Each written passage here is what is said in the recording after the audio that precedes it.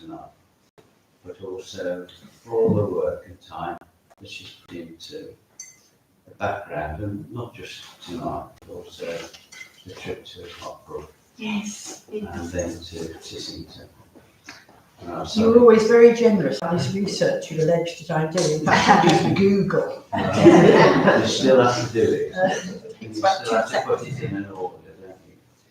Yeah, and on Sunday at church here, Reverend Stephen Willie took the service, and he chose a popular hymn.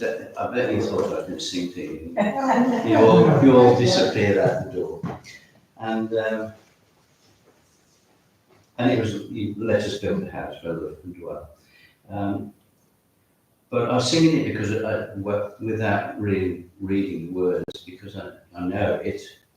But the hymn before that, I'm sure Pauline's chosen this and sung it, but it is How Small a Spark is Lit a Living Fire. And the very last word is Aldersgate. And I hadn't come across that before. All my time. It's Andy Pratt, isn't it? No, it's Shirley Marina Murray. Right. You might need to explain the word Aldersgate. We know so they know that fine. Yeah, this is coming, I'm sure.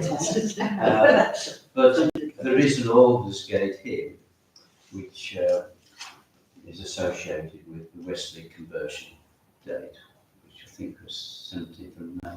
4th of May, 1738. I didn't know that.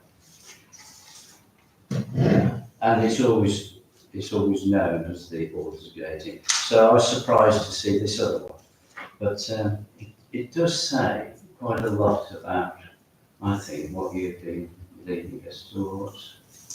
The last verse is, thank God for all who listened and believed, who still are by the Spirit set on fire. Our hearts be warmed again, for Christ will wait on beach, an upper room, or Aldersgate. And I'm sure Pauline will explain Aldersgate. And it's just walking. Oh. But I would say that one of the things I wanted to know a bit more about was the background to that conversion date.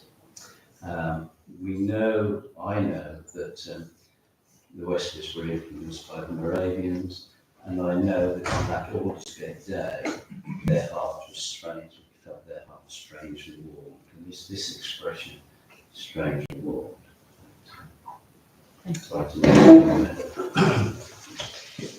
I could ask the people who came to the well dressing and Ockbrook Moravians to tell the story, because I told it then. Can you do that?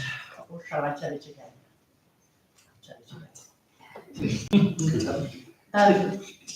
I don't, it's very complicated, but it starts in the 15th century with a man called Jan Hus from Prague, I think. Yes. Yes. And he was one of the very first Protestants before Martin Luther got going. There was Jan Hus. And his followers were called Hussites. He was burned at the stake on July the 6th, 1415, for his Protestantism. The Catholics obviously burned him. And it is said that as he was dying, I'm always amazed by these people who manage to come out with these profound comments when they're dying. I have sat with many a dying person. Nobody's ever come out with anything so profound as people allege. My favourite, of course, is Oscar Wilde's. Either this wallpaper goes or I do. But Jan Hus, it is said, as he was dying on the stake, said, they have burned a goose. In 100 years' time, there will come a swan that they cannot kill. Hus means goose. Martin Luther's crest, his family crest, was a swan. So it was believed to be a prophecy of when the Protestant Reformation really got going. And the followers of Jan Hus, the Hussites, were in, I really don't do this geography, so it's just sort of Middle Eastern Europe, really, Germany over towards Poland now, I think, and Czechoslovakia. And so all of this was happening in that area.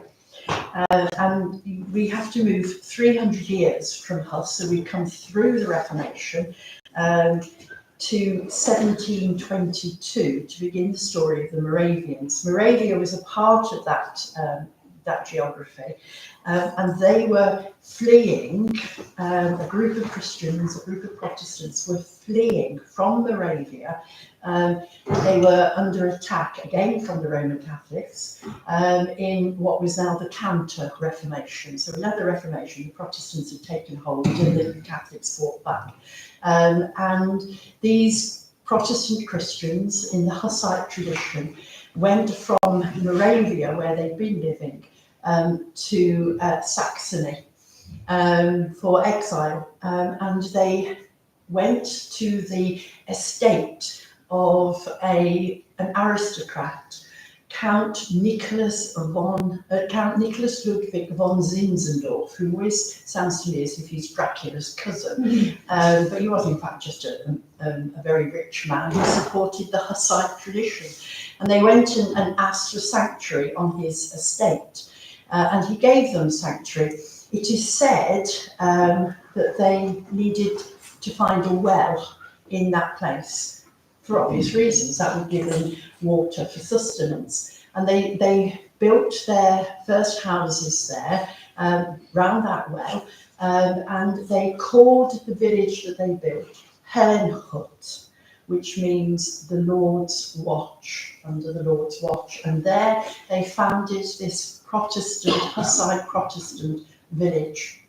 And to remind themselves what it was all about, they built a prayer tower. And they started to pray in that prayer tower. And very quickly they got into the habit of handing on prayer from one to the other. So there was constant prayer, day and night. And that prayer, anybody remember how long the prayer lasted, the prayer time lasted? Just over 100 years without stopping. There was prayer in the prayer tower. I don't know what made them stop just after 100 years, I don't know. But they lived there as a deliberate Christian community in that area. They didn't get on with each other though. They were scrapping, as you know, these Christians love one another. They kept falling out with each other until 13th of August 1727, when they were at worship, the liturgy, communion service, and they had what can only be described as a Pentecostal experience, and the Holy Spirit fell upon their worship, and they were transformed as a community and started, within the limitations of being human, to really to love one another. And that prayer tower became the symbol for them of what they were all about. They expanded from Hellenhut, known as the Moravians by now. They weren't living in Moravia, they'd left Moravia and come to Saxony. They went all over the world, and their story is quite incredible. This whole evening started because Dooney, some of us know Dooney from the Central Hall, came to see me about something else. And I was just happened to be reading this book, Rebecca's Revival, Creating Black Christianity in the Atlantic World, which is the story of the very first Black woman to be ordained. She was a Moravian. The Moravians actually, realising that they needed to reach the slave community, and there was only one way to reach the slave community, and that was to sell themselves as slaves. So they actually went and lived amongst slaves, as literally as one of them, and converted them. And one of the people they converted was this woman, Rebecca, from the Caribbean, Rebecca Crofton. And I was reading that story, which Dooney, who himself comes from Zimbabwe, didn't know this story. And the idea for this evening started with me talking to Dumi and saying, well, let's do something, let's tell the story. Unfortunately, Dumi has been poorly, so he's not here tonight. But that's symbolic of the way they spread across the world. They went to Pennsylvania in America, and there they founded a city called Bethlehem. And it was there that they started the tradition that they are most famous for. Can anybody remember? I told you this at Ockbrook. You do this at Berkshire, and it's very, very popular. Beer. Oh, Christingle. Christingle. The Christingle is a Moravian tradition. They also have this lovely idea of Christmas starts when the first star is seen. So on Christmas Eve, they go out to see the first star, and that's the official beginning of Christmas. I've tried this on several Christmas Eves. It doesn't work in this country because it's normally so cloudy. Christmas never actually starts. But they had a lot of Christmas celebrations. When we were at Ockbrook, they had the Christmas star, didn't they? Which is an amazing thing. Look it up on your Google, a Christmas star. And Pennsylvania, Bethlehem, Pennsylvania is known as Christmas City, and I'd love to go to experience Christmas there. So they became a worldwide movement, and it's at this point that we bring Methodism into it, because John and Charles Wesley, by that time ordained, they were ordained as, well, they were sons of the vicarage of the rectory. They were both ordained when they were at Oxford University, and they'd already acquired the name Methodist, because Methodists was a rude nickname given by other Oxford University students about them, because they recognised that the Church of England was a little bit sort of lax in its Christian discipline. And so they started, I like to tell this to Anglicans, they started to have weekly Eucharists, because the Church of England in those days only had 3 Eucharists.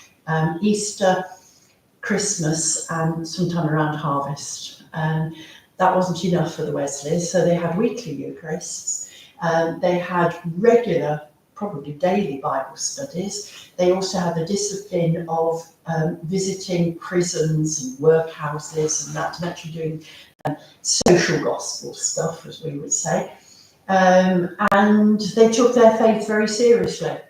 And the other students derided them and called them Methodists because they were so methodical. And that's where the name comes from. As I say, it was an insult that stuck. Anyway, they finished at Oxford, and they were going over to become missionaries in America. And on their way over, the ship hit a storm, and it really seriously looked as if the boat was going to sink and they would all drown. And everybody was in total panic, apart from a bunch of Christians sitting in the corner singing hymns of worship to God. They were the Moravians, also going over to America. And John Wesley in particular, but it touched Charles as well, was absolutely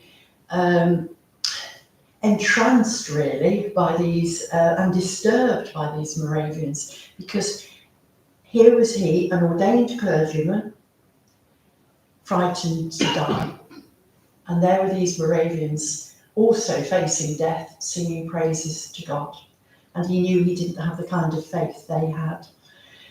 Anyway, they all survived, they arrived in America. And there Wesley made an absolute dog's dinner of his missionary work. Everything he touched went wrong. Most importantly of all, he entered into a relationship with the niece of what's his name? Georgia, the Count of Georgia, whatever his name was, whatever his title was. And then they fell out, he and the niece. And that was okay. Nobody really got very worked up at that point. But she came for communion from him when he was taking a service, and he refused her communion, which did not go down well with her, or more importantly, her uncle, who hounded him out of Georgia. And that was only the most disastrous of many things that went wrong on that trip. And he left, they both left, both he and Charles, but we're talking about John really, they left America absolutely at rock bottom. And he wrote in his journal on the way back, "I went to America to convert others. And what did I learn? I learned that I, who have come to convert others, have never been converted myself." And he was in the pit of despair from this. This is all, he went over on the January the 25th, 1736 was the storm at sea. He arrived back in 1738, March the 4th. 1738 is the next important stage of the story. So he'd been in America about 2 years, came back in total despair and feeling an utter hypocrite. He didn't have faith, and yet he was a clergyman and he was supposed to be preaching to others, but actually knew he wasn't really believing any of it. Because he'd been so impressed by the faith of the Moravians, he sought out the Moravian bishop in London, a chap called Peter Burler, and he went to see him and said, "I am thinking of resigning my orders, my ordination, because I'm a hypocrite. I don't believe any of it really." And Peter Burler said words to him which I think are said to just about every budding local preacher, and certainly every minister who starts out on the journey of being trained. Peter Burler said to him, "No, don't do that. Preach the faith until you have it, and then because you have it, you will preach the faith." I certainly had that told me when I was starting off being trained as a preacher. That was, as I say, 1738 in March. A couple of months later, May the 24th, 1738, again in his journal, John Wesley describes how he went to St Paul's Cathedral in the afternoon for evensong, and the psalm was "Out of the depths have I cried unto thee," and that's what it felt like. He felt in the depths. It talks about feeling in the depths. And then in the evening, he went to what he described as a meeting. We don't know where this meeting was, other than it was in Aldersgate Street, but we don't know what the meeting was. We presume that it was a Moravian meeting, because that would make sense that it was the Moravians he turned to. And it was, and there was one who was preaching on Martin Luther's commentary on St Paul's epistle to the Romans. And at 9:15, I felt my heart strangely warmed. I felt as if I did trust in Christ alone, for my salvation.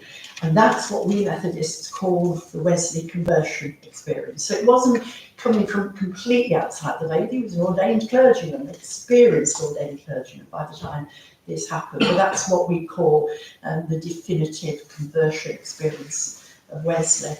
I actually like the bit of the story that people very rarely get told, which is he went back home to see his brother Charles, who had had a similar experience happen to him 3 days before, on May the 21st. It hadn't done him much good physically, but he developed pleurisy, and he was in bed with pleurisy. And it is said John walked into Charles's bedroom and simply said, "I believe." And I like that bit of the story even better because it's so simple. Because the Moravians had been such an influence, John Wesley wanted to go to Herrnhut, and so he did. He travelled to Herrnhut to meet Count von Zinzendorf, who I suppose spiritually directed him, nurtured him in the faith. And he stayed at Herne for quite a time and wanted to stay there forever. But Zinzendorf said, no, go back now to England, and found Herne in England. So he came back, and that's when the revival started, the systematic, again, the word applied, methodical, because he was extremely methodical about it. But the difference is that he learned he wasn't doing it, the Holy Spirit was doing it. He was responding to the Holy Spirit. That was the big change in him. And that began the Methodist revival. So that's the story of the original Moravian influence on Wesley. But then something has happened in recent years, and it started with in my life with a book which I took with me to Ockbrook, and I've now lost. So I don't know whether I left it there, lent it to somebody, or it's somewhere in a pile of books in my flat. But this book is called Digging the Wells of Revival, and it's based on a very simple premise in quoting the story from the book of Genesis of Isaac needing water, and thinking that he'd got to dig a new well. Then he went and looked at one of the wells that his father Abraham had dug, and realised that actually there was still water at the bottom, and you couldn't reach it because there was all sorts of rubbish that had accumulated, and mud and silt and all of that. But he didn't need to dig a new well, he just needed to get rid of the rubbish. And so he did. And this book is based on the theory that whatever denomination, whatever tradition of the Christian church you come from, if that tradition is still in existence, that shows the Holy Spirit is still there. But it might be that it's cluttered up with rubbish that has accumulated over the years. And that's so for every single tradition of the church, every single denomination of the church. You might not need to dig a new well, you might just need to declutter your old wells. And I found that, as a minister, I found that actually rather exciting and comforting to be able to say to people, you don't need to do something new, completely new and strange that will frighten you. Just go back to your roots and dig them again. So whether you're talking Methodist revival, whether you're talking the Anglican experience of the Reformation, whether you're talking the Roman Catholic tradition of all the history of the Roman Catholic Church, whether you're talking Baptist, whatever you're talking, just dig back to your roots and let the water flow again. So I started to use this book when I was ministering in Nuneaton, and started a Bible study. And I have to say, it's probably the best Bible study that I've ever done in my ministry. It just took off.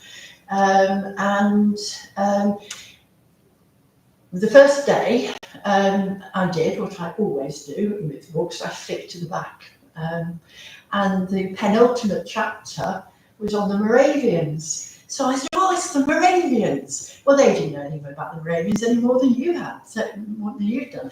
So I've got to tell you the story of the Moravians. So I told them the story of the Moravians.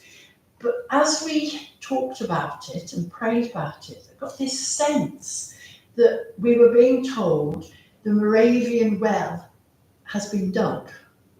You've got to find out what's happening in the Moravian church. So I actually rang the Moravian headquarters, and they said they were busy, they couldn't tell me anything, but they'd ring me back. I'm still waiting for them to ring me back. So we studied the Moravians. It was all very exciting, but we hadn't got anything about anything happening. And then one Sunday, I was giving hospitality to a visiting preacher in Methodism. Do we still do this? When one of the official staff are preaching in another circuit, then that circuit has to provide an ordained presbyter or deacon back into the. So do they still do that? Or well, they did used to do that in those days. I was giving Sue Fry was going back to her old circuit in Derbyshire, and so I was giving hospitality to the minister who was coming into the circuit. I rang her on Friday evening to explain how to get to me, and did she be coming to me for lunch? And she said, "Are you the superintendent's wife?" I said in my best withering, "No, I am the superintendent," thinking, why on earth does a Methodist woman minister think that another woman who is capable of cooking would be a wife, the superintendent's wife? Anyway, that's just adds to the piquancy of the story, because I thought, I'm not going to like this woman. Anyway, there is a bigger story which we won't go into now, about how she, the experience that she'd had in the church she was preaching at, and they, cheeky so-and-sos, had actually gone to her and said, "Be honest, has Pauline got to you?" And because she'd actually told them, not realising their story, a home truth. And so she came to my manse and she was telling me this. I thought, oh, if I'd have known, I'd have warned you. And she said, I was able to say to them, the only conversation I've had with Pauline is to put my foot in it totally. She said, I've spent all Friday, because I said, oh, I didn't notice, I said. She said she spent all Friday evening thinking, what's wrong with me that I've assumed that a woman who can cook is the wife of the superintendent. So then we did get on well together. But in order to change the conversation, I said, whereabouts in Derbyshire do you come from? She named the village, and I can't remember the name of it, but it's the village next to Rockbrook. So I said, oh, you're near to the Moravian settlement. And she said, yeah, are you interested in the Moravians? And I said, yeah, really am. But I told her why. And she said, that's really interesting. A few months ago, I had a phone call from Headway. Headway is the evangelical movement within Methodism. And they had a phone call from Hernhut. The Moravians in Hernhut were doing a movement of repentance because they realised, this is the Moravians, that they were telling the story of Zinzendorf and the Moravians, and they were putting him above telling the story of Jesus. And they realised they needed to repent of that. And I said, like we do with the Wesleys then, and she said, yeah, like we do with the Wesleys. And we agreed that Zinzendorf and the Wesleys would be horrified to know that their story is being told more than we tell the story of Jesus.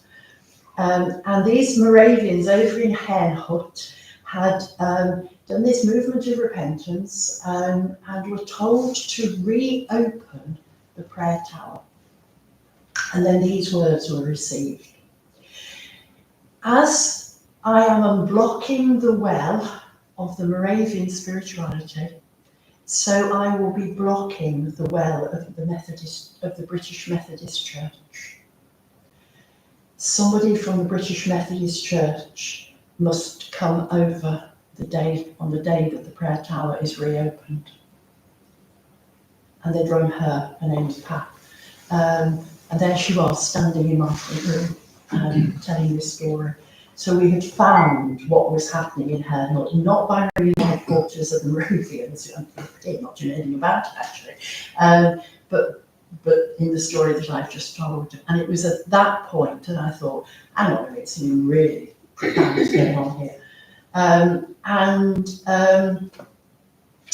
And then a few weeks after that, the young people from the Nuneaton area, they weren't the leaders, but they were quite a key player with Youth with a Mission at YWAM. One of their leaders came to see me and said, we are doing 24/7 prayer. And as we read about it, we find out that it's got Methodist roots. Do you know about the Moravians? I do, I say. And he told me about 24/7 prayers. Anybody heard of 24/7 prayer? Yes, you did, didn't you? I remember. 24/7 prayer is what it says on the tin.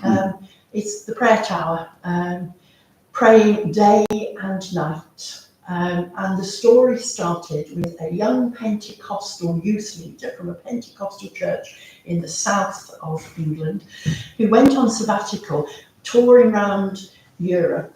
While he was there, he heard the story of Hernwood. He'd never heard of it before. So he took time to go and visit Hernwood. And while he was, I think he was staying in the village, he was certainly staying nearby. Pete Gregg, his name is. And while he was there, the night he stayed in that area, he had a dream with the words, "Now go and start Hernwood in Britain." He did not know at the time that they were the words that Zinzendorf had said to John Wesley.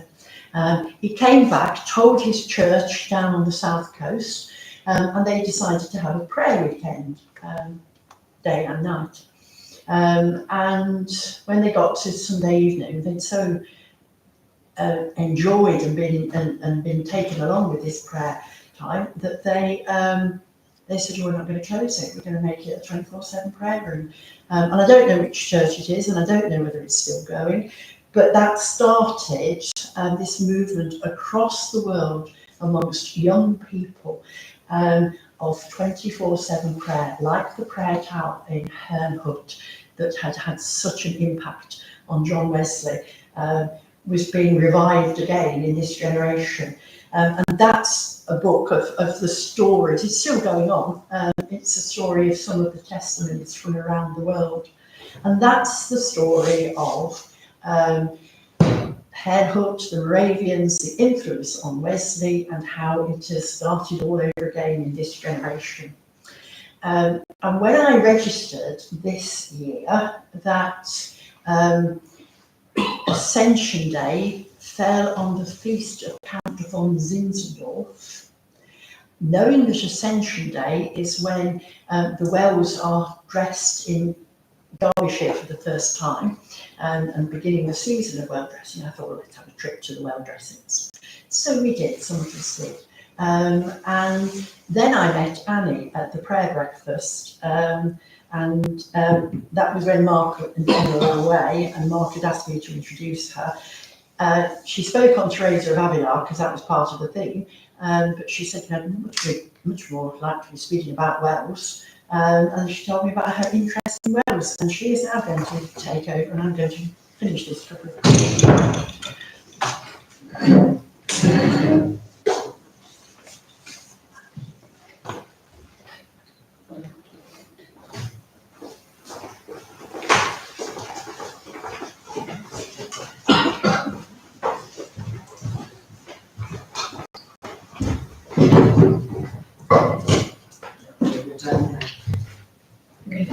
Good.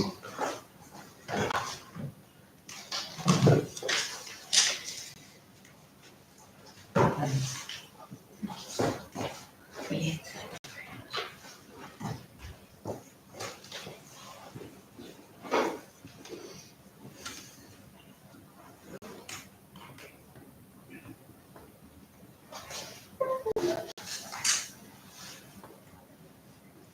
Let there be light. Let's hope so.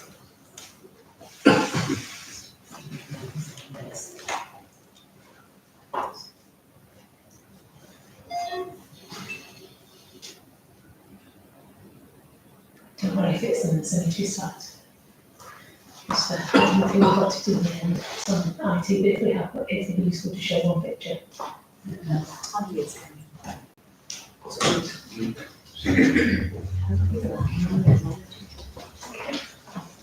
Hopefully you can see that from reasonably well.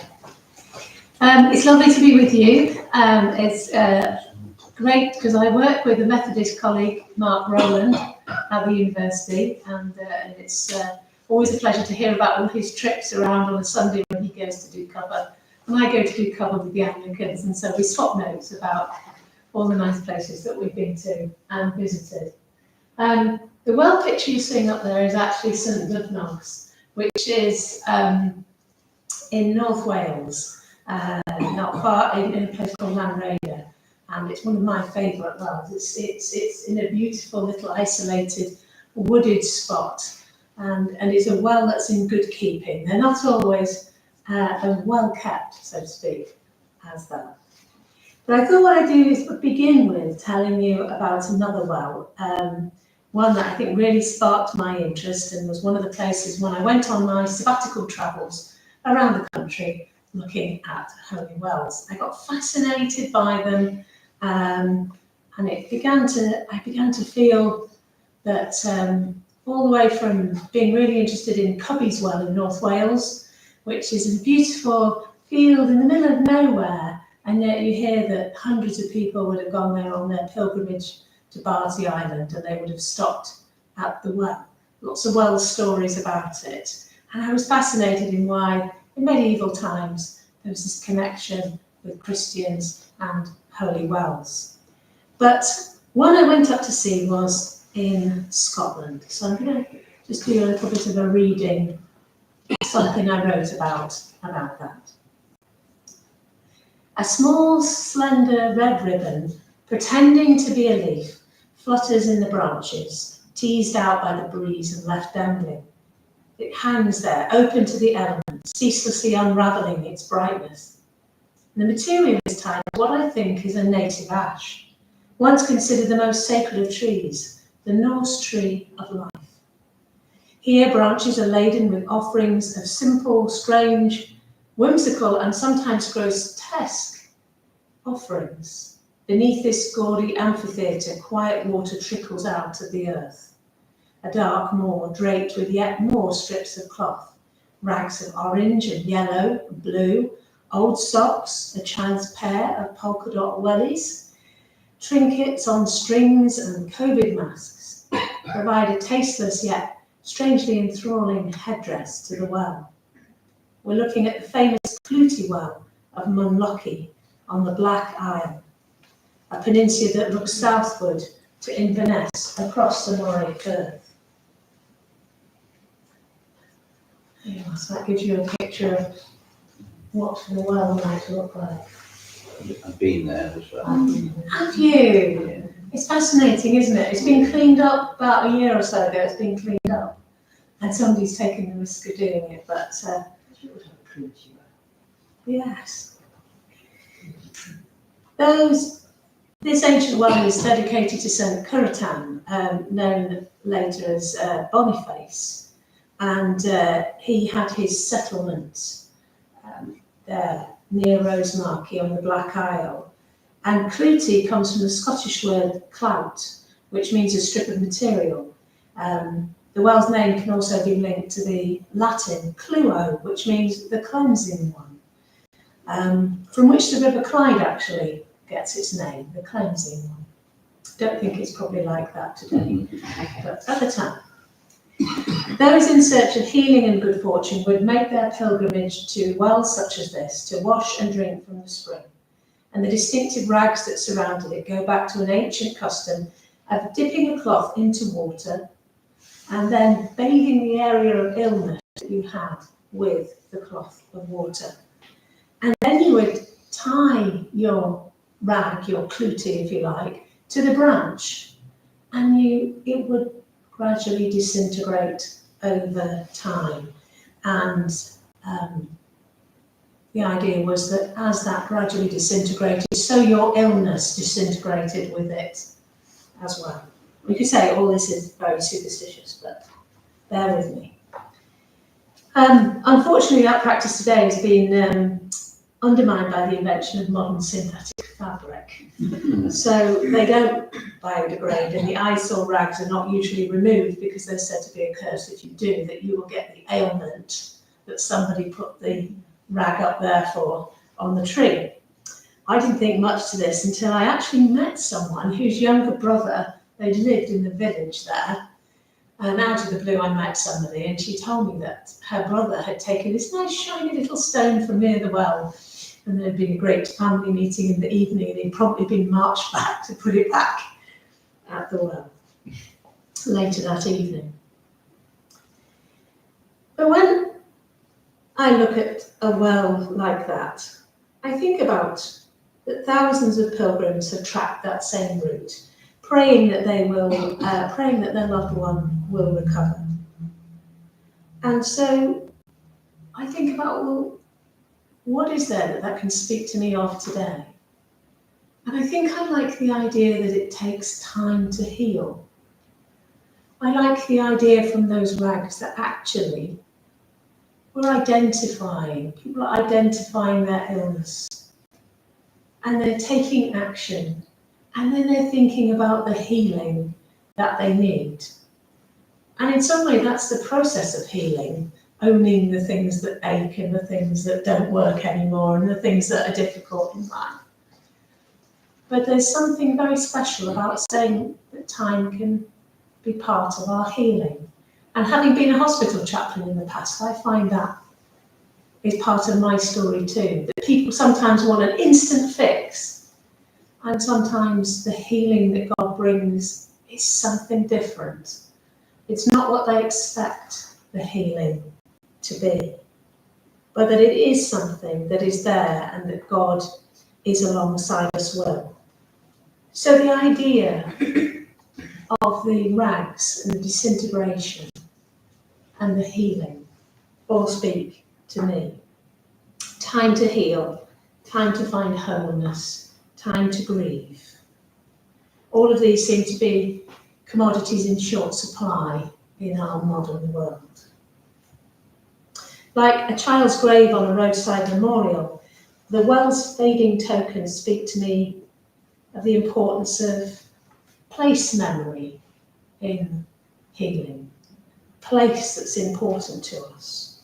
And when I saw the COVID masks that were there, that sort of echoed a desperation of being able to hold our loved ones at that time of grieving during COVID, and able to show them how much they mattered. There was even a bra hung from the top branch. And I sort of looked at it and thought, well, if I'm really charitable, I could think, well, maybe that is someone's journey with, say, cancer, with breast cancer. And maybe that's why they've left it there. But mingled with all the tokens, there were those of people who'd come unprepared. There were things that had just come to hand in their car. They decided they wanted to do this when they got there. They hadn't been prepared to do it. And then they found something. And so there were things like car cloths, socks, scarves, t-shirts, wipes, all sorts of things that speak to our hasty world, which grasps what comes to hand, regardless of its suitability to serve. The natural rag fails, disintegrates, brings hope of healing. And I think that spoke to me about our planet too, about the way that sometimes we need to look to the natural in part of our planet's healing, not to the synthetic things that we've got so used to that stay and remain. Every time my son gets a plastic bag and reaches to put it in the bin, I go, 100 years! And then he goes and puts it in the right bin so he can take it to Tesco's. 100 years. Change and decay are part of life, and accepting that they are part of life can be a real gift. Accepting that things grow old, accepting that things need to change and will change are all part of our journey. St. Paul reminded us then that when all those things happen, faith, hope and love abide, these three, but the greatest of these is love. What healing takes place at a holy well is something that is carried forward. It's the meaningful stuff of taking a loved one on your heart to the well. And when I was in Wales as a hospital chaplain, I would always stop at Cubby's Well and think of the patients that I was seeing, think of their needs, think of their day, and bringing them to mind in those places was important. Because hope doesn't just mean hoping to get well in this life, but the healing that God brings at the end of life, the healing that God takes us through and towards. And that kind of change, to transform our frail bodies, is important too. So I left 3 tiny cotton threads that I could find on a branch, waiting to see what will happen. Wells and springs are extraordinary things, and in so many ways have become entwined with our faith down the centuries. In Bible lands, where water is often scarce at certain times of year, the spring and the well take on vital importance. So if, like me, you start looking in the Bible for references to wells and springs, you will find lots of them. There are 2 types of well there, the perennial well that flows all year, and the non-perennial, which appears in the rainy season, when water gushes down the hillside. We can see from the current situation in Palestine the vital role that water has to play. We know there that people are literally struggling to find enough water to live. In India, for instance, over the last 150 years in the Uttarakhand region, the number of springs that are usable for people for water has gone down from 360 to 60. It's a huge drop, isn't it? 360 to 60. But we can see those incidents in the Bible where Jacob needs to find a well, where David looks for wells just before he's going into battle to feed, to give something to his troops to drink. These are all strategic things that the well has been used for in the past and is still used for today. The spring then becomes a symbol of divine control and benevolence. So the psalmist wrote in 107, "You make springs gush forth in the valleys." And again, he turns rivers into a desert, springs of water into thirsty ground. And I want you to picture in your mind the rainy season, when all that water does suddenly arrive down those springs. And then, I don't know if you've ever seen pictures of it, the whole of the Shephelah around Jerusalem literally goes from arid desert to becoming meadow. And you have flowers appearing everywhere. So it's a real huge transformation. It must have felt that God was great when something like that could happen. I don't know if you've seen those David Attenborough films where suddenly a river in Africa, suddenly everything comes in the rainy season and everything. They do the fast forward, showing you all the life that comes around it. Well, it's just like that in the Holy Land. Elisha famously restores a spring to health by throwing water in it and saying, "Thus says the Lord, I have made the water wholesome, and from now on neither death nor miscarriage shall come from it." And there were, if you think about Moses in the wilderness, he uses his staff to make the bitter water sweet and to bring a spring forth from a rock. These were very important key things to the people on their journey of faith.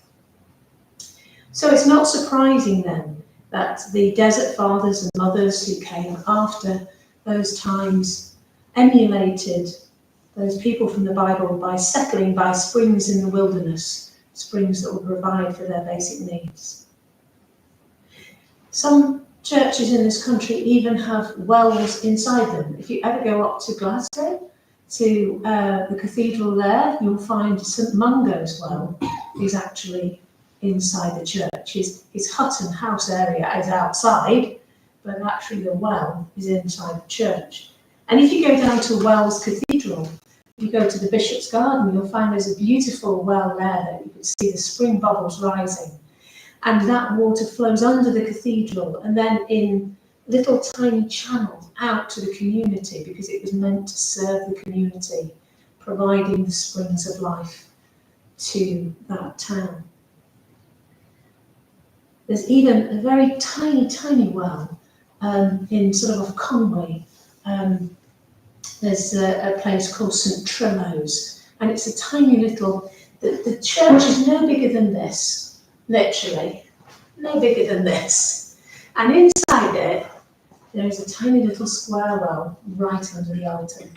So it shows the significance of linking that. And the reason, I think, in part, these became so significant was because the well, the spring, became associated with Jesus. Pullman, the Desert Father, said, just as the deer thirsted for water, his brother monks thirsted for the spring of Jesus. St Anselm wrote, how deep is your goodness, O God? The source of your compassion is seen, but not seen clearly. Whence the stream flows, it is known but not fully known. Whence it springs, let it flow from you, flow into me. So these beautiful images down the century of water. One of my favourite passages is from Ephraim of Syria. He was a famous hymn writer in the 4th century, and he wrote this about Jesus. The creation needs the day spring for it. As for you, my Lord, all creation thirsts. He also connected our need for God with the story of the woman at the well, the glorious fount of him who was sitting at the well as giver of drink to all flows to each according to this well, different springs according to those who drink. From the well, a single undifferentiated drink came up each time for those who drank. The living fount let distinct blessings flow to distinct people. So just as that woman by the well has her story known by Jesus, and he knows her throughout. Do you remember that story? And he has that bit where she says, you knew everything I've ever done.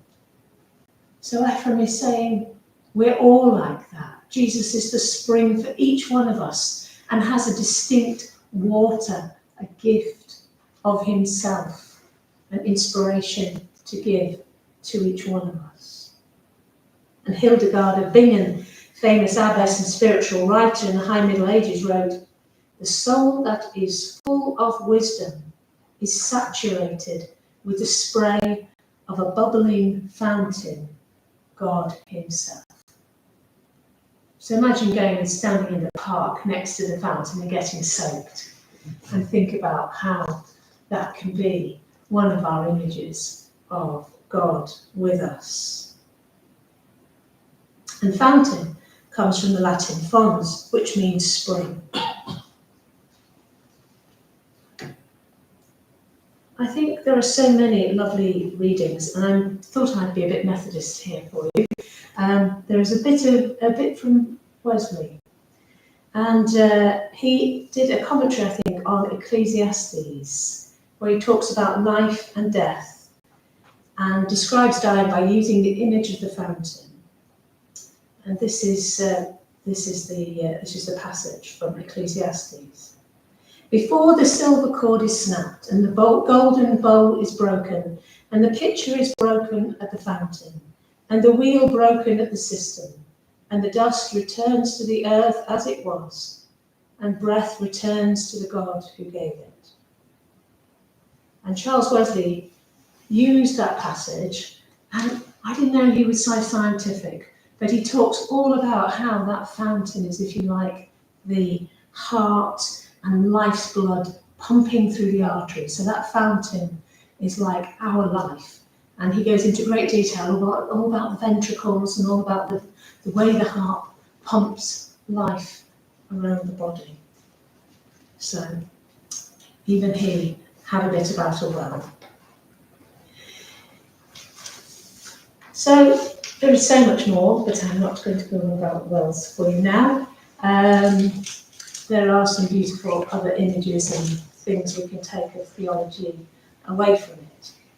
But I just wanted to say that there are local wells. There are wells that we should encourage. There are places where we can connect with a younger generation a generation that very much sees the value of nature and is looking into the climate crisis with us. And they're going to connect over things of nature. So let's think about how we can use those images of water and wells and springs and connecting those to Jesus, connecting those to God, and think how we can then speak to those people. And one of the ways we're hoping to do that is at Birkswell. We're hoping to use that well and to bring alive some of the maybe traditions, but some of the senses that there is this deep theology behind water, which we as a church can speak to and speak fresh things to new people with. And hopefully they too will drink at the fountain of God.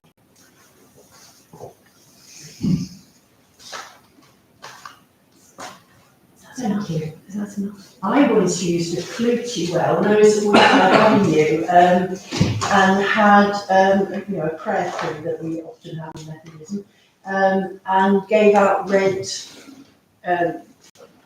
ribbons, and said to people, if it was in the shape of the cross, that was it, and said to people, if you want to come and put your ribbon symbolic of whatever you want to leave on the cross, do so. You don't have to, it's up to you. And every single person got up and laid something on the cross as a Clutie tree. It was so moving. And the kind of people that I've never thought would have done anything like that, they were there, freely going and using that symbolism in that service. As Annie has indicated, part of the reason behind this evening is that I wanted to share with the Methodists in particular what we're planning to do next year. So you didn't hear about it and think, what's Pauline up to, and she didn't tell us. I'm going to hand out, ignore the word my methodology, because I'm coming to that bit in the story in a minute. But before I say anything else, does anybody want to chip in with anything that either what I have said or what Annie has said has made you think, oh, I'll chip in with that?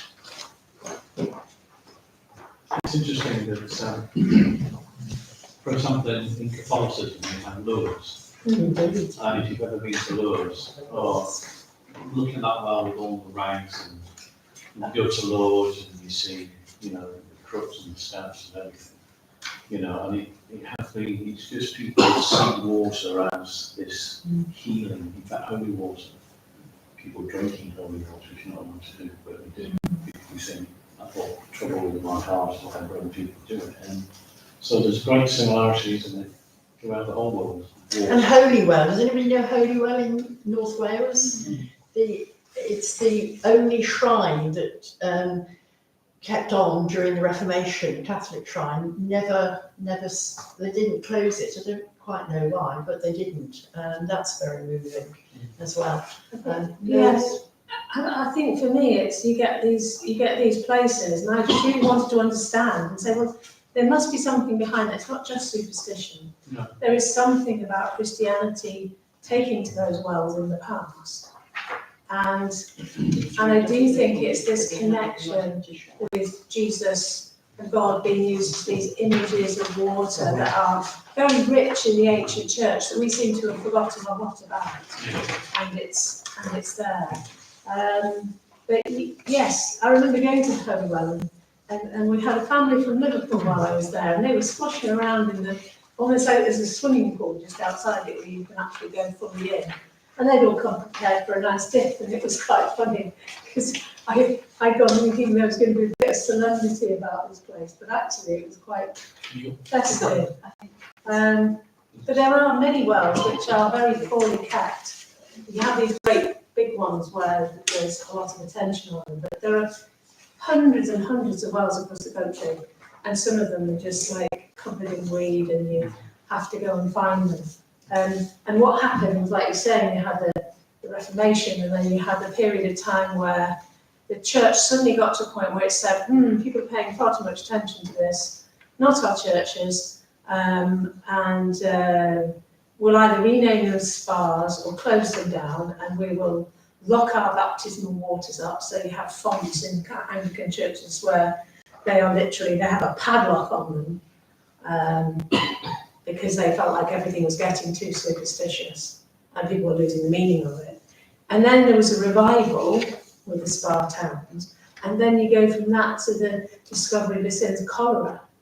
And so again, the wells are shut down again because of this. And so a lot of them, particularly in cities, you will find have been tapped off. And there's no access to the water in them at all because of cholera. And nowadays you've got the National Trust who have blue-green algae and are sticking signs up everywhere instead of dealing with it. They just stick a sign on the wall saying that you shouldn't touch it or drink it or etc. etc. But yeah, it fluctuates. This well thing is just part of what is emerging, and I deliberately say is emerging rather than we are organising it, because I don't think, well, I'm certainly not organising it. As I said to Doug, he's always very gracious when he says about Pauline's done a lot of research. Trust me, I do not do research. I listen to what God says and then Google while I'm watching football or something. So it doesn't take much to sort out. The art is listening to God, I think. And I'm giving out the papers which indicate something that is emerging for next year at Berkswell. But I was very conscious when I wrote these things down that I didn't want to do something that was not, which excluded people. So I wanted to, and I stand by that, that something's happened that's slightly changed.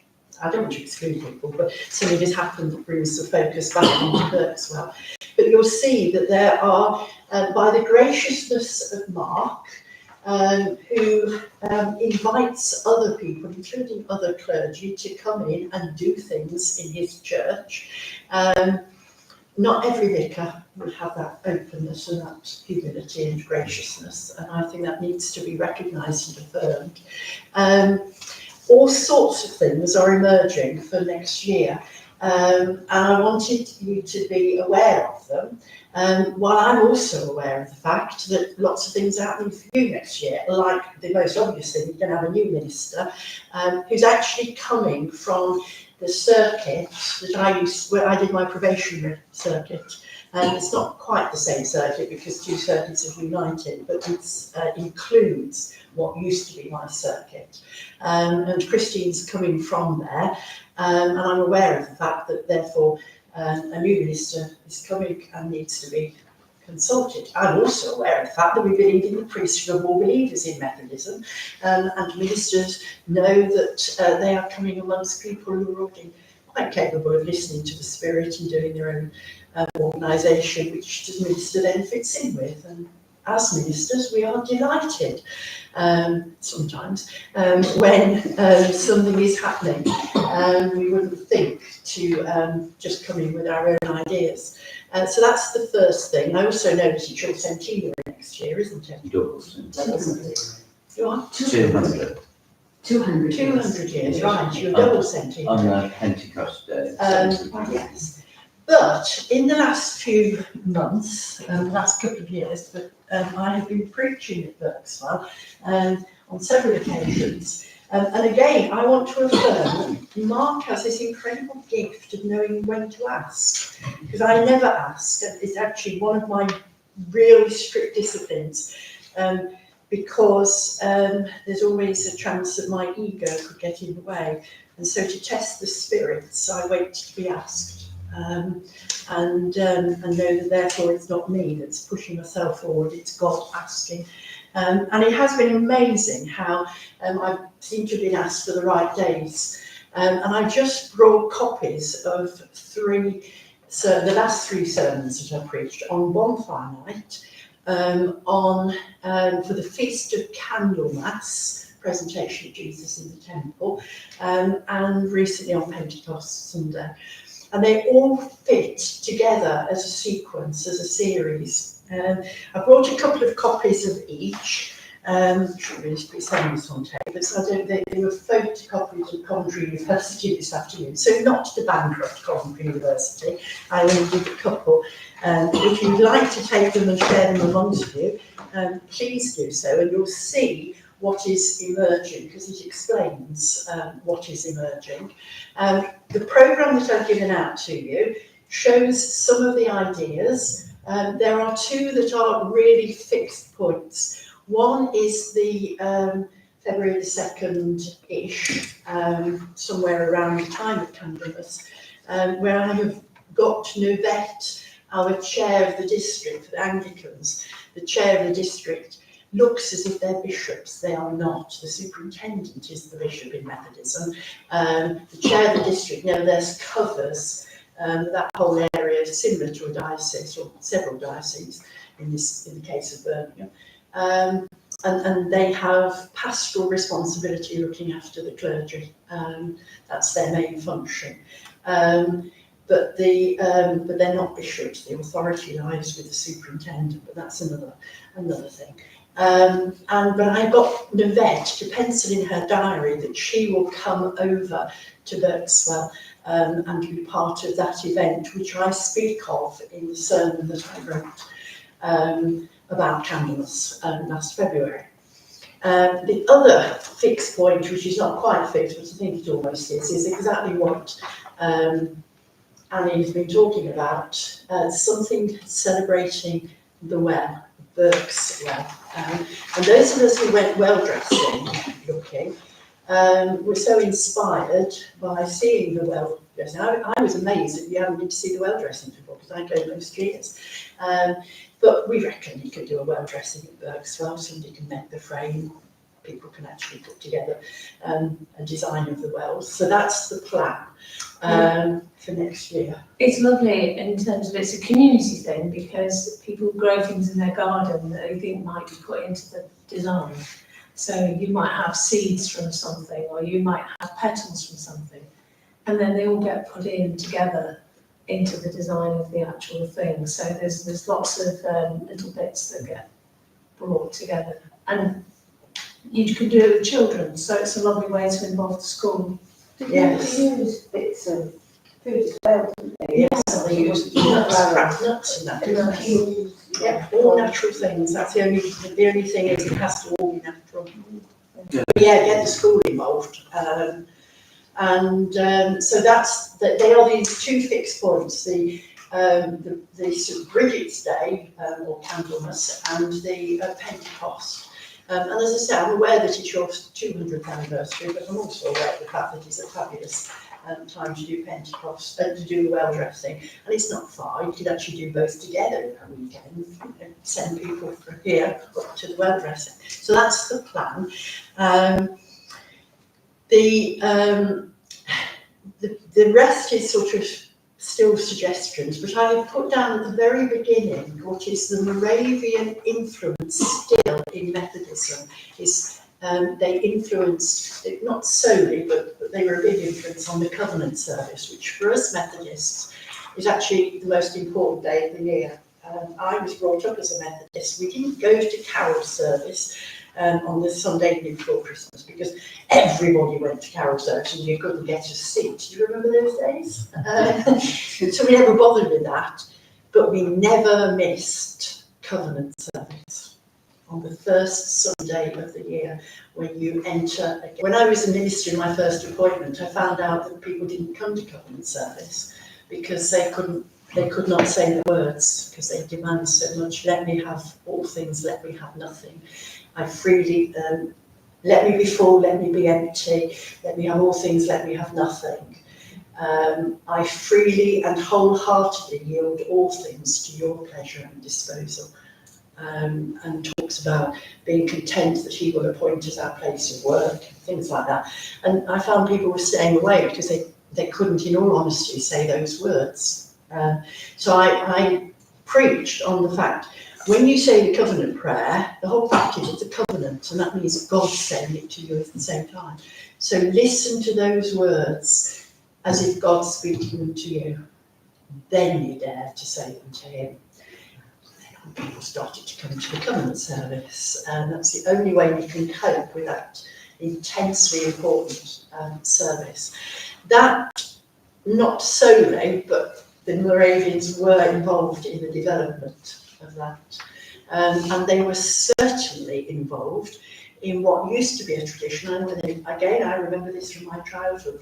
We didn't do midnight communion, Christmas Eve. We did the watch night service on New Year's Eve. Anybody else brought up in the same way? So we had a social in church, in a Sunday school, and then we went into church for the watch night service. That's pure Moravian spirituality.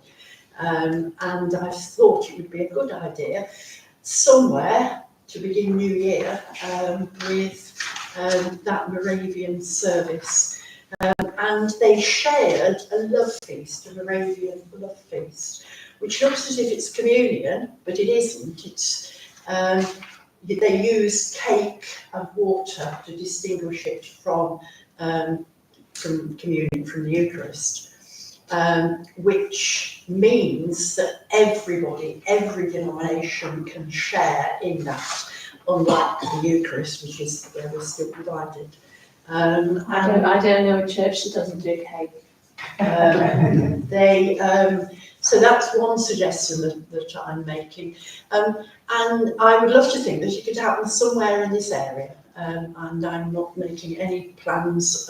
Again, I wait upon the Spirit to be told, but that's why I need it to be thrown out into the wider purview, as it were. But the two definite fixed points are the Candlemas service and the Pentecost service, and the sermons explain that, and you'll see that the same things run through the sermon, the three sermons. So that's what I wanted this evening for, so that you can have an idea. So as I say, you can't do it. But there's something that's happened since. But again, anybody want to say anything? Exciting. You may want to mention about what in Derbyshire about when they dress them up. Yeah. Where they get a special clay Yeah. that develops around there. Yes. And perhaps some of the tricks they go up to. Can you remember? You know, No. well, they make these frames, these wooden frames, and they stick nails in them. And then they put them on the river for the wood to be totally soaked with water. Then they go get some clay from this area, and they dig out the clay In Derby. in the Derby area, and then they get this clay and they put it on the floor, and then they start mixing water with it and they're treading it and all this sort of thing for weeks. So then they get the frame with these nails in it, and then they get this clay, and then they put it on top of this wooden frame. It's kind of like an arch, and they spread it and smooth it, and then they start sticking all the plants and paraphernalia on it, and that's how they do it. How they dress these wells, and to look at them, are absolutely magnificent. We're going to have to get a working party. I was going to It's say, it's you online. already started the working party.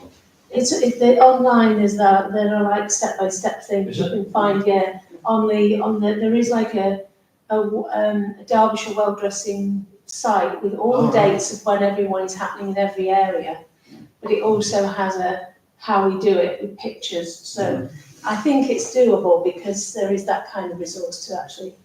I've seen people do it. It'd be interesting to do. I Yeah. think it said, was it 20 people watched for 5 3 days, 3 to 5 days. It tends to be 3 evenings or something like that, but you need to do it over. Depends on the size you do. Yeah. You don't have to start massively big, you can do something, I say sometimes the children, you can see little square ones that they do, and I can see that being a really nice thing to do with a little local school. Yeah. Do we know more about the background between the church and the well at Bertram? There's probably a plaque up. No, there is a theory that it's named after Burkle. When I worked in the studies at Solihull Library, so that's loads of information there. Oh, you're the person for the job. I thought there was something called Buick.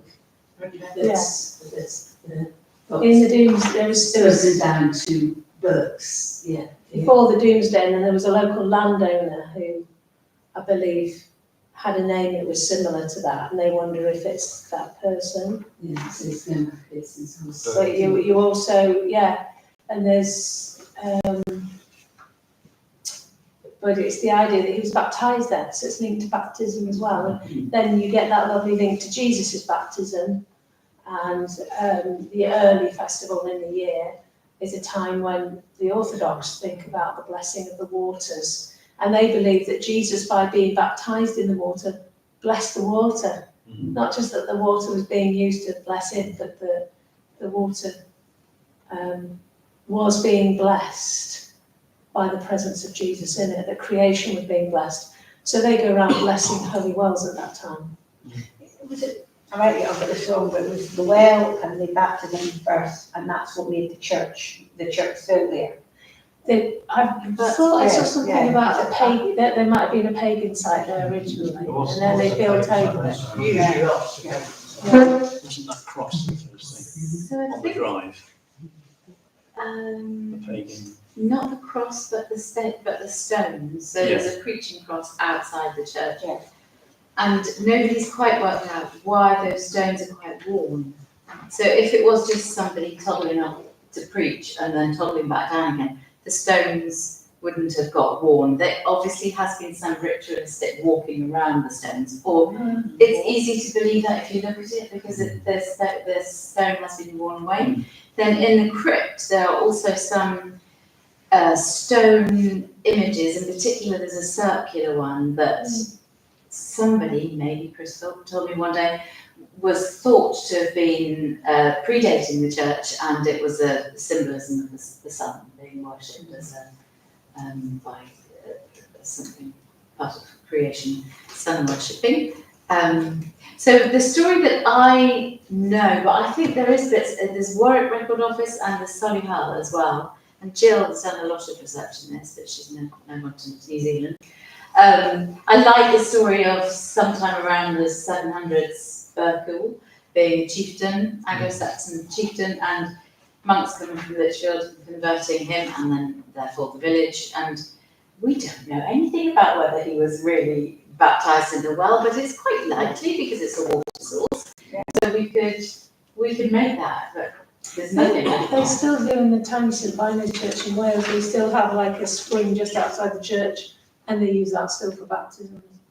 And it is that link. You have that right next to a church sometimes, and then that's how they're used. So it does make a lot of sense. That it was the church, that it was the well there, the spring there first, and then Certainly well worth talking to, and I think it's still Tracy Williams at Solihull Library.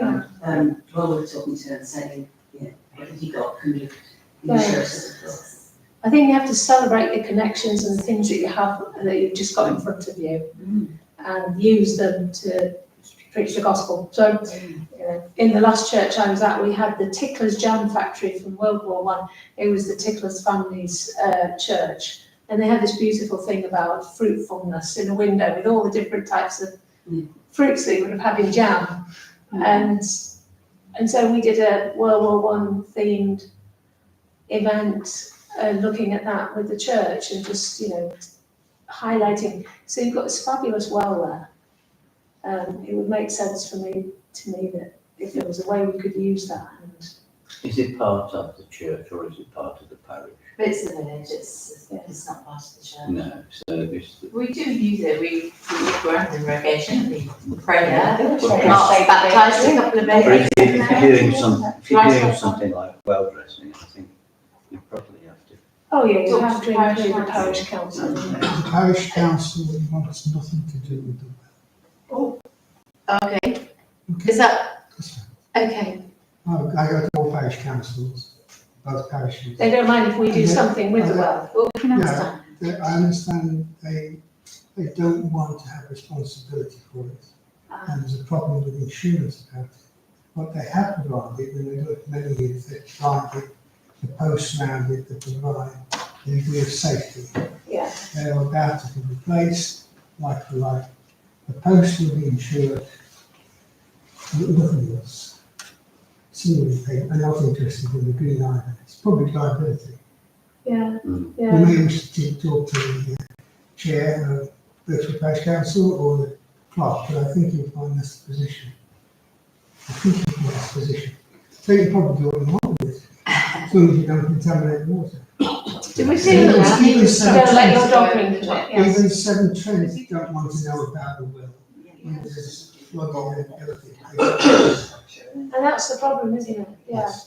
They say it's not my Wells getting responsibility. neglected, the wells Because getting neglected. the pipe that runs from there underneath the big house that's next to it has collapsed.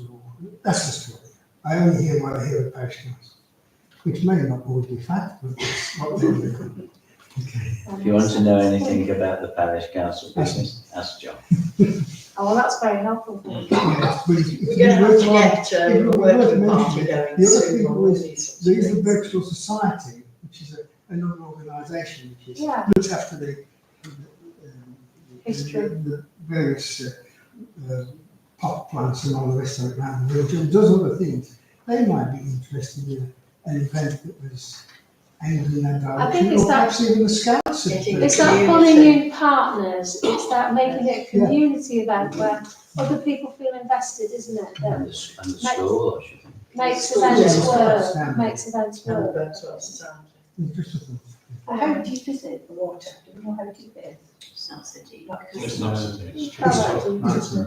And It's really, not- The well is It the top varies. of that. It's, The I've well seen is it the as big much as 5 described feet it. down. That's the overflow. When it blocks up, it gets very close to the top. Oh, right. Yeah, and that's because often silt or leaves there that have got into the bottom bit. So there was a man who used to be down there who went and dragged it out every few weeks to keep it flowing. If Pauline preaches to the council about unblocking wells, they might think it's a good thing. Well, yes, I think so. so that it's not too soggy in January, in February. It would be best just to tell them you're going to do something. Yeah, I'm sorry, correct, yeah, fair. I'm conscious that Doug said, can we finish by 9? Can we have another 5 minutes? Yeah, Just go to on. finish off. I'm going to have to get a working party going on this soon, on the 2 events, but I want to just tell you the story of what happened last week. Because again, anybody who knows me knows that I might announce one thing is going to happen, and then by the time we get there, something else will have happened. I blame God, not me. I really do. The last week has shifted my thinking on this, and I attribute this to my friend here, he's looking up. Paul, we have worked out, was brought up, though not at the same time, as when I was minister in a church in Carvely, in Yorkshire, the same circuit that Christine Crabtree is coming from again, I'd say. Paul lived there. When did you live there? 1963. A long time before I was there. And I was minister there in 80, I was ordained in 85. So 85 to 88-ish, I was minister in this church in Carvely. And we know the characters from there. There was sort of like Midsummer Murders kind of village, great characters. In conversations that I've had with Paul, sometimes about Carvely, he has constantly said to me, I am fascinated by your methodology, which is why I've got methodology at the top of the issues, because I don't know how to get it off the computer. I stuck it in as a joke and it's there, I can't move it. And I say to him, I'm fascinated by the fact you use the word methodology, because it's not a normal English word for people to go around using. But the last time I preached at Berkswell was on Pentecost. The following Thursday I was at communion there, standing next to Paul in the coffee queue, and he said, we went over to Mount St Bernard's Abbey yesterday. Don't know whether you know Mount St Bernard's Abbey. Basically they'd seen a book about Edith Stein and they thought of buying it for me. Mount St Bernard's Abbey was just down the road where I went to school in Leicestershire. It was where we used to escape to when we didn't want to do games. We'd go for a walk down the lane to go to Mount St Bernard's Abbey. So I know it ever so well. But then he went on to say that the reason he'd been over there was he's the financial director, is that the terminology, of Monos, the new monastic organisation. Does anybody know about new monasticism? You will do by the end of next year. I truly believe that the new monastic movement is a fresh expression of church, of substance that will last.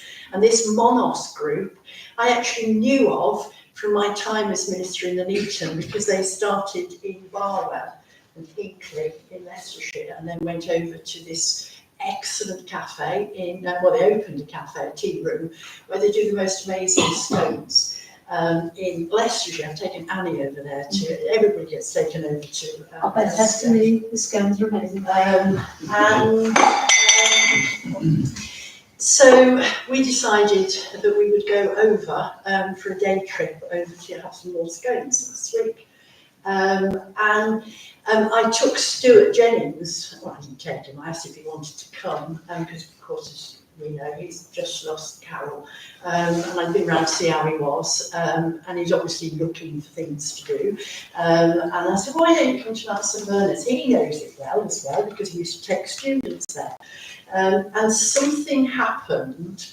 The three of them started to talk about how Mount St Bernard's Abbey is closed to women, the actual abbey, because it's a Trappist monastery, they don't have women there, and they can't go into the library in particular. You remember me sitting there talking? And I just sat there gobsmacked, because I went into the library when I wrote to them years ago and said, I'm studying the Black Madonna, I understand you've got the Black Madonna, and they wrote back and said, yeah, come. And they showed me round. I went through the library, and this is the important bit of the story. As we were going through the library, I thought, goodness me, this is like The Name of the Rose. Anybody read The Name of the Rose? Well done. Did you understand The Name of the Rose? Oh, it's a labyrinthine library. Yes. In it There is this library which the whole point of it is that they're keeping this library so closed people can't get in. So they've created, as Karen said, it's in the form of a labyrinth. It's Mount St Bernard's Abbey isn't like that, but they are hiding something in this library in the novel,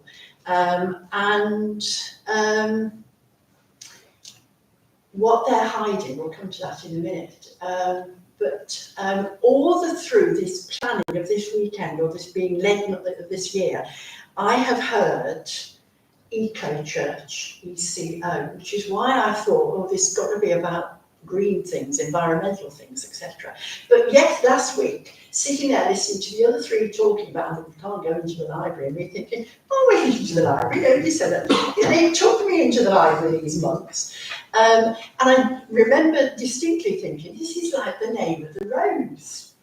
I realised last week I wasn't hearing Eco Church, I was hearing Echo Church. Umberto Eco is the author of The Name of the Rose. There is a film, not very good film, but there's a better BBC drama. And the thing that they are hiding in the library, and I'm desperate that nobody finds, is a text of the Gospels with the verse, Jesus laughed. And they want to suppress that because they don't want the world to know that Jesus laughed. That's the point of the novel. Now, just before they went to Rome, I was talking to Mark and said that somebody had said to me, Mark reads the Divine Comedy every Lent for his discipline, doesn't he? I said this to Stuart Jennings, who said, I said, have you ever read the Divine Comedy? And I said, Mark does it every year. And Stuart said, oh, I don't think I've ever been so depressed. I had the need to do that. But I realised I have been told, do the Echo Church, do Umberto Eco's church, and let out to the world that Jesus laughed. We are being told to live a divine comedy. People think Christians are boring and Christianity is all about behaving yourself. Where our role is to actually show that Jesus laughed. And I have all sorts of plans now of what we can do for this year.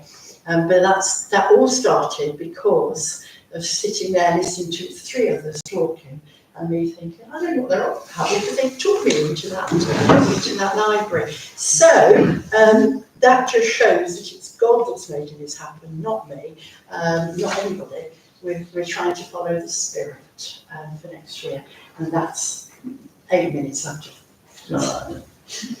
But there's an even better story, but I'll resist that. I've got these sermons, 2 of each, so take them if you wish to share them. Yes, okay. I'd just like to thank Pauline and Annie for getting here, and for giving us so much food for thought and information. It would have been nice if there was a bigger audience. What do I always say? Yes, I know. I've been